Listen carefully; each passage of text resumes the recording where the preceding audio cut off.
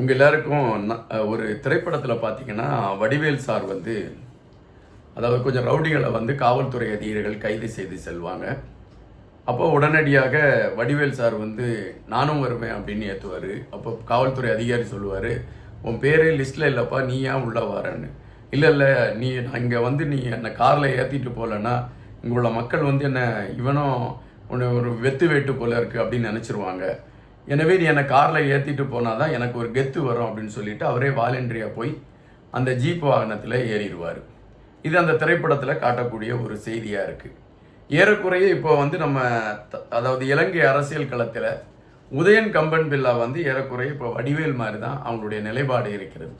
ஏனென்றால் உதயன் கம்பன் பில்லா அவங்களை மையப்படுத்திய செய்திகள் பரவலாக எங்கும் பேசுபடு பொருளாக இல்லை. எனவே அவர் ஒவ்வொரு நிமிடமும் அவரை குறித்து ஏதாவது ஒரு செய்தி வர வேணும் அப்படிங்கிற ஒரு எண்ணத்தில் அவர் ஏதாவது சில செய்திகளை எடுத்து வைப்பார். குறிப்பாக உயிர்த்த ஞாயிறு தாக்குதலை மையப்படுத்திய விசாரணைகள் முடுக்கிவிடப்பட்டிருக்கின்றன. பலர் தொடர்ச்சியாக கைது செய்யப்பட்டிருக்காங்க. பிள்ளையான் அவர்களை விசாரணைக்கு வாருங்க அப்படின்னு சொல்லி குற்ற புலனாய்வுத்துறை அழைத்தது. விசாரணைக்கு சென்ற பிள்ளையான் அவர்களை கைது செய்து அவங்க வந்து உள்ள வச்சுட்டாங்க. இந்த உயிர்த்த ஞாயிறு தாக்குதலின் பின்னணியில் யார் இருக்கிறா அப்படிங்கிற செய்தியை யார் கொண்டு வந்தாங்கன்னா சேனல் 4 என்கின்ற அந்த தொலைக்காட்சியில் இந்த பிள்ளையான் அவர்களுடைய வலதுகரமாக செயல்பட்டு கொண்டிருந்த மௌலானா என்கின்றவர் வாக்குமூலம் கொடுத்த அந்த வாக்குமூலம் தான் பல மாற்றங்களை கொண்டு வருவதற்கான ஒரு களத்தை எடுத்தது என்பது உங்களுக்கு தெரியும். இந்த சூழலில்தான் சுரேஷ் சாலே என்பவரை கைது செய்தது குற்றப்புலனாய்வுத்துறை. அவரை விசாரணைக்கென்று அழைத்தார்கள். விசாரணைக்கென்று அழைத்த களத்தில் அவர் மீது குற்றம் இருக்கிறது என்கின்ற அடிப்படையில் வந்து அவர் அழைத்து அவரை கைது செய்துட்டாங்க. அவரை கைது செய்த உடனே சரத் வீரசேகரா போன்றவங்க எல்லாம் கடுமையாக எதிர்ப்பு தெரிவித்தாங்க. எப்படி நீங்கள் அவரை கைது செய்ய முடியும்? அவரை எப்படி அவர் இந்த மண்ணுக்காக போராடினவர், இந்த மக்களுக்காக போராடினவர், அவர் தான் இந்த இராணுவத்தில் பல மாற்றங்களை கொண்டு வருவதற்காக களம் அமைத்தவர். அந்த மண்ணை அழித்துவிட வேண்டும் என்ற களத்தோடு மிக தீவிரமாக போராடியவர்களிடம் எதிர்த்து போராடி இந்த மண்ணை காக்க வேண்டும் என்கின்ற நிலைப்பாட்டில் மிக தீவிரமாக கஷ்டப்பட்டு போராடினவர் அவர் மீது ஒரு பொய்யான தகவலை முன்னிலைப்படுத்தி இந்த அரசு கைது செய்து விட்டது என்று சரத் வீரசேகரா போன்றவர்களெல்லாம் கருத்துக்களை எடுத்து வைச்சாங்க. அதுபோல உதயன் கம்பன் பில்லா அவர்கள் இது சார்ந்த கருத்துக்களை அவரும் பதிவிட்டிருந்தார். அவர் என்ன பதிவிட்டிருந்தார்னா, சுரேஷ் சாலையுடைய கைது தவறான கைது, உண்மையான சூத்திரதாரி யாருன்னு எனக்கு தெரியும், எனவே அதை குறித்த செய்தியை நான் கண்டிப்பாக வெளியிடுவேன் அப்படின்னு சொன்னார். ஆனால் இதுவரை அதை குறித்த செய்தியை அவர் வெளியிடலை. ஒரு முறை பத்திரிகையாளங்க அவங்கள்ட்ட கேட்டாங்க, யார்கிட்ட, உதயன் கம்பன் பில்லாட்ட, நீங்கள் தான் இந்த உண்மையான சூத்திரதாரியை உங்களுக்கு தெரியும்னு சொன்னீங்களே, அது சார்ந்த தகவலை எங்களுக்கு சொல்லுங்க அப்படின்னு கேட்டாங்க. ஆனால் அவங்க அதற்கான பதில் எதுவும் சொல்லலை என்பதை நம்மளால் பார்க்க முடிஞ்சிச்சு.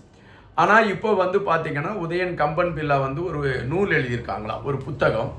அந்த புத்தகத்தில் வந்து உயிர்த்த ஞாயிறு தாக்குதலில் என்ன நடந்தது அப்படிங்கிற உண்மை அனைத்தையுமே மிக துல்லியமாக அவங்க தன் பார்வையிலிருந்து அதை எழுதியிருக்காங்க. இந்த நூல் வெளியீட்டு விழா இன்னும் சில தினங்களுக்குள்ள நடைபெற இருக்கிறது என்பது செய்தி. அந்த நூலில் வந்து யார் முக்கியமான சூத்திரதாரி அப்படிங்கிறத வந்து உதயன் கம்பன் பில்லா அவங்க வந்து தெளிவாக எடுத்து வச்சிருக்காங்க அப்படிங்கிறது பதிவாக இருக்குது. இது அவங்க சொன்னது. எனவே தான் இப்பொழுது உதயன் கம்பன் பில்லா ஒரு செய்தியை சொல்கின்றார்.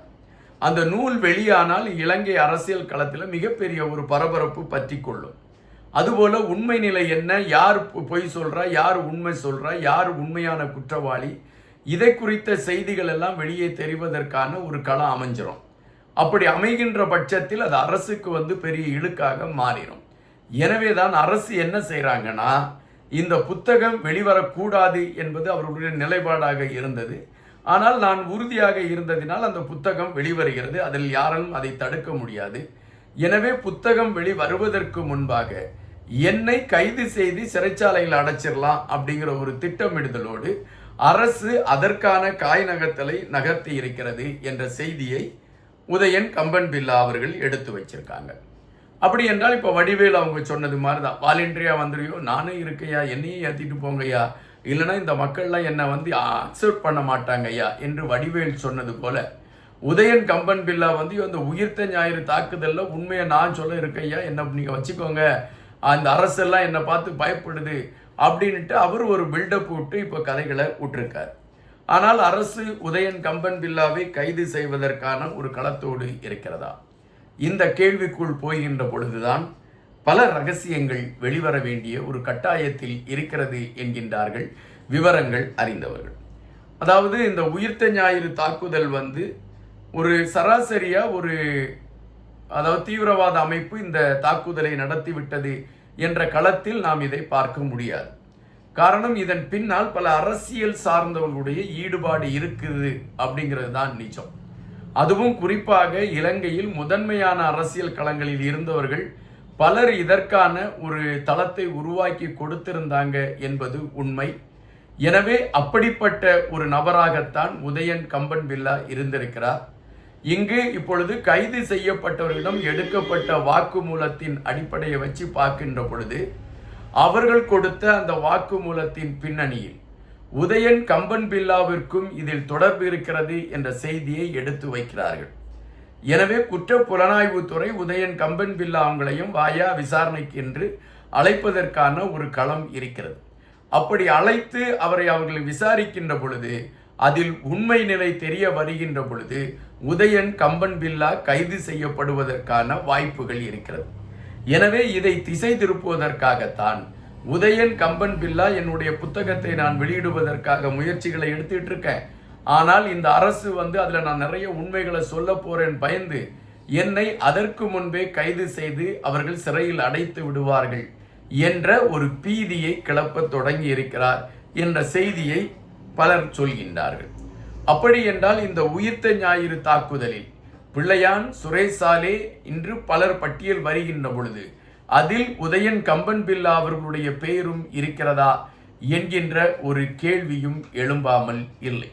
எனவேதான் இப்பொழுது தன்னை கைது செய்ய வருகிறார்கள் என்று முதலிலே அறிவித்து விட்டார். இந்த வழக்கு சார்ந்து தான் கைது செய்யப்படவில்லை, புத்தகம் சார்ந்து கைது செய்யப்படுகிறேன் என்ற செய்தியை உருவாக்கி விடலாம் என்று அவர் நினைக்கிறாரா என்ற கேள்விதான் இப்பொழுது எழும்பி இருக்கின்றன. ஆனால் அனுரா ஆட்சியாளர்கள் அவர்களை பொறுத்த மட்டில் அரசியல் களத்தில் நமக்கு எதிர்ப்பாக யாரும் இருக்கக்கூடாது. இப்பொழுது இந்தியாவை பொறுத்த மட்டில் பாரதிய ஜனதா கட்சிக்கு ஒரு கோட்பாடு வச்சிருக்காங்க. அந்த கோட்பாடு என்னன்னு பார்த்தீங்கன்னா, அதாவது இந்தியாவில் இருக்கக்கூடிய அனைத்து மாநிலத்திலும் காங்கிரஸ் உடைய ஆட்சியே இருக்கக்கூடாது, அதுபோல மாநில ஆட்சியும் இருக்கக்கூடாது, அனைத்து இடங்களிலும் பாரதிய ஜனதா கட்சியோட ஆட்சி இருக்கணும் அப்படிங்கிற ஒரு தெளிவான ஒரு இதை பிளான் பண்ணி தான் அவங்க தங்களுடைய காய்களை நகர்த்திக்கிட்டு இருக்காங்க. ஏறக்குறைய அனுரா அவர்களுடைய செயல்பாடும் அப்படித்தான் இருக்கின்றது. வருகின்ற தேர்தலில் தன்னை எதிர்த்து எந்த அரசியல் கட்சிகளும் இருக்கக்கூடாது, தான் மிகப்பெரிய பெரும்பான்மையோடு வெற்றி பெற்று மீண்டும் ஆட்சிக்கு வர வேண்டும் என்கின்ற விடயத்தில் தெளிவாக இருக்கிறார் என்பதாக பார்க்கப்படுகின்றது. எனவேதான் இந்த உயிர்த்த ஞாயிறு விடயத்தில் யார் தவறு செய்திருந்தாலும் அவர்கள் தண்டிக்கப்பட வேண்டும் என்கின்ற விடயத்தில் மிக தெளிவாகவும் உறுதியாகவும் இருக்கிறார் அனுரா என்பது நம்மால் பார்க்க முடிகின்றது. எனவேதான் உதயன் கம்பன் பில்லா கதற ஆரம்பித்திருக்கின்றார். சாட்டையை அனுரா எடுத்து விடுவாரோ என்ற அச்சம். ஆனால் அவருடைய நூல் இதற்கு காரணமா என்றால் இல்லை என்பதுதான் பதில். காத்திருப்போம். நூல் வெளியீட்டு விழாவிற்கு முன்பாக உதயன் கம்பன் பில்லா கைது செய்யப்பட இருக்கிறாரா? இதுதான் இன்று எழும்பி இருக்கக்கூடிய கேள்வியாக இருக்கிறது. நன்றியுடன் இன்பா.